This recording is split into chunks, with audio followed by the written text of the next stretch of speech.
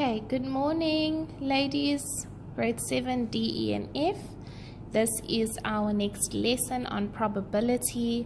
We're still covering the chapter probability in your textbook, and today we are going to do independent and dependent events. The objective of today will be to calculate the probabilities of dependent and independent events, and you should also be able to explain what are these and give examples. All right, so you can take that down in your notebook. All right, take your textbook out and go to page 775, and you'll see on the top it says lesson 7, independent and dependent events. So we have a vocabulary startup here on the first page, which just explains to you what is an independent event. Now, if you think about the word independent, it just means that you can have something occurring without something else. It can happen on its own.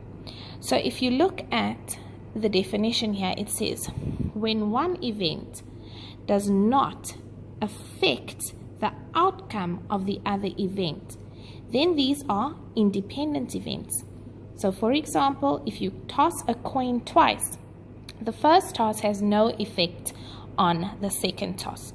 Complete the graphic organizer below. So you don't have to worry about this right now, but just for you to get an idea that if you have a spinner and you have a number cube which has 6 sides, these are two separate events, event number 1 and event number 2, or rather we can call them event A and event B.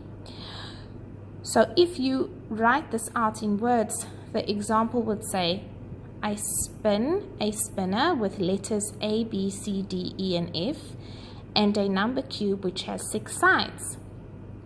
An example of this would be, what would the probability of me having a B and a 6 be? So you can describe that in words. So we'll come back to that at the end of the lesson, just so that you can fill that out once we have an idea. Okay, go to the next page. So if you go to the top of page 776, you will see they give you this pink box definition as usual. What does a probability of an independent event mean? So the probability of two independent events, remember what that is, it means one can happen without the effect of the other. So you can find this by just multiplying the probability of the first event by the probability of the second event. So if you forgot what probability is, remember it is a fraction.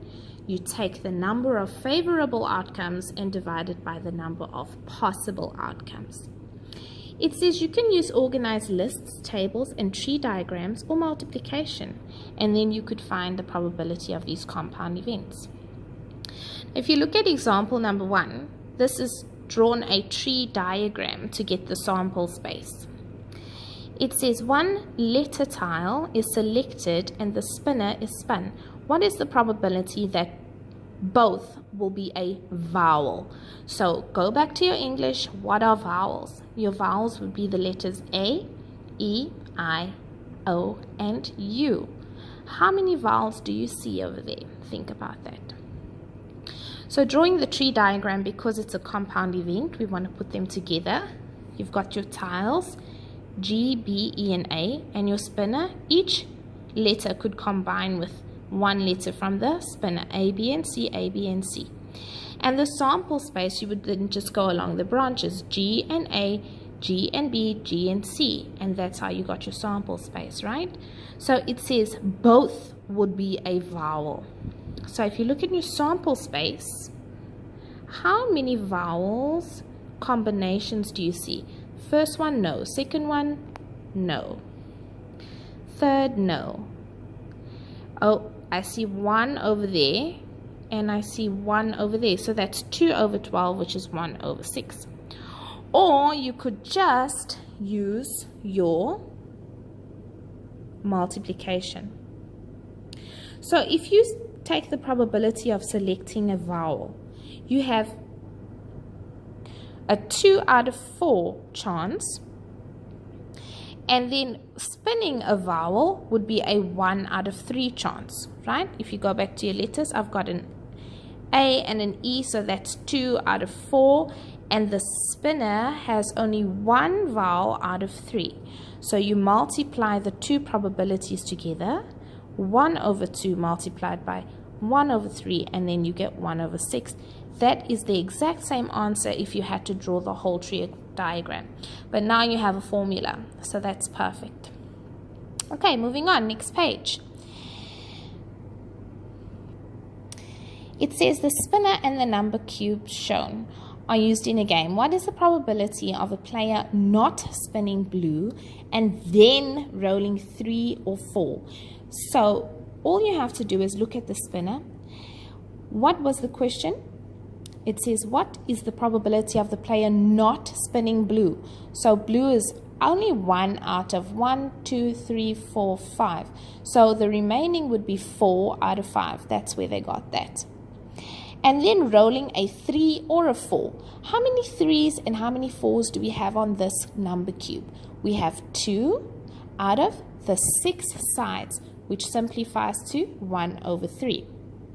How do you find the probability now of both events occurring?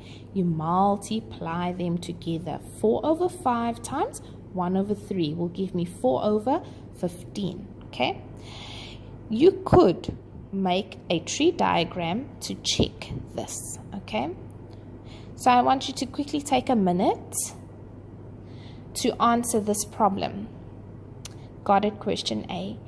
A game requires players to roll two number cubes. They each have 6 sides, right? To move the game pieces. The faces of the cube are labeled 1 through 6.